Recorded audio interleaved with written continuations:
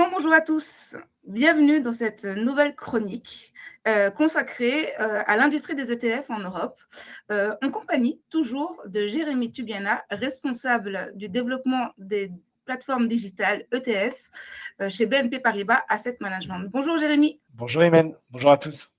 Alors, je suis vraiment contente de te retrouver donc aujourd'hui pour, comme d'habitude, nous parler des flux des ETF en Europe.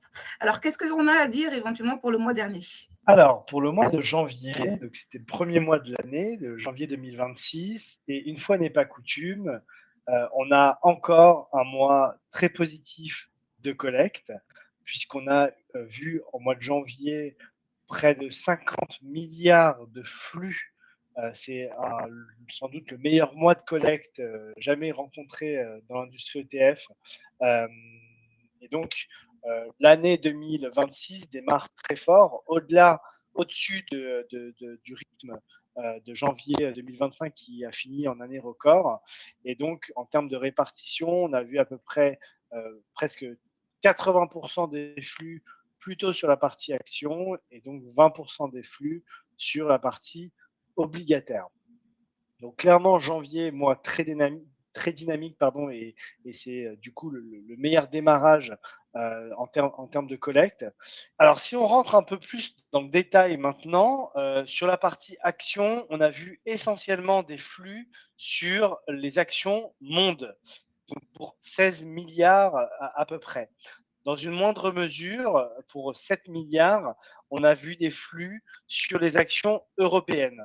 Et là aussi, c'est une tendance que l'on a vue en 2025, notamment en fin d'année. Les actions européennes ont plus collecté que les actions américaines, puisque les flux sur les actions américaines ont représenté à peu près 5 milliards. Donc presque 7,8 milliards sur les actions européennes versus 5 milliards sur les actions américaines.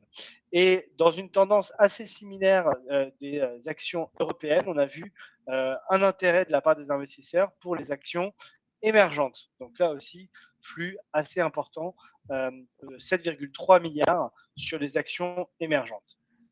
Côté donc actions, on a vu un intérêt aussi pour les ETF ESG, puisqu'ils ont représenté à peu près 18% de la collecte, surtout sur les actions japonaises et les actions monde.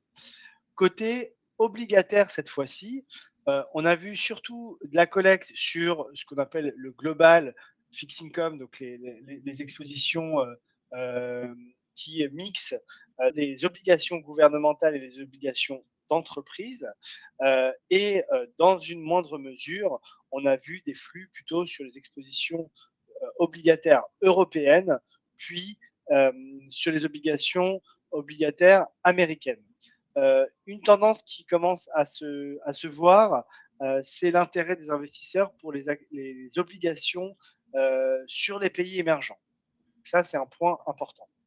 Dans les deux cas, obligations européennes et obligations américaines, et là aussi c'est une tendance de fond que l'on avait vu déjà l'année dernière, c'est l'intérêt croissant de la part des investisseurs pour des expositions ultra short, donc très court terme.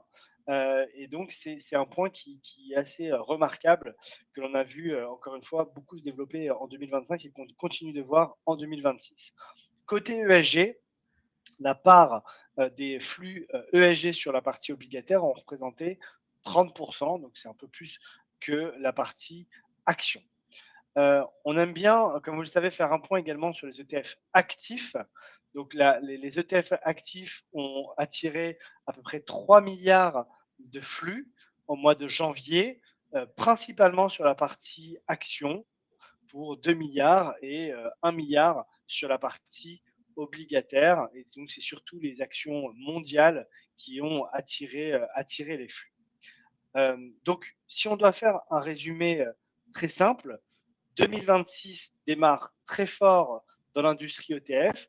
Le mois de janvier est le meilleur mois de collecte jamais rencontré dans l'industrie ETF. Une collecte principalement sur les ETF actions pour à peu près 80%, et donc notamment sur les actions monde, mais aussi les actions européennes et émergentes. Côté obligataire, intérêt plutôt sur des expositions globales, et sur du très court terme, c'est ce que l'on a pu identifier. Le SG revient progressivement. Et enfin, côté ETF actif, collecte toujours positive, principalement sur les ETF actions. Voilà, Imen. C'est entendu. Ben, merci énormément pour cet éclairage, Jérémy. Comme d'habitude, donc aussi synthétique que percutant. Donc, je te retrouve le mois prochain pour une nouvelle chronique sur l'industrie justement donc, des ETF en Europe. Merci énormément, Jérémy. Merci, Imen. Merci à tous.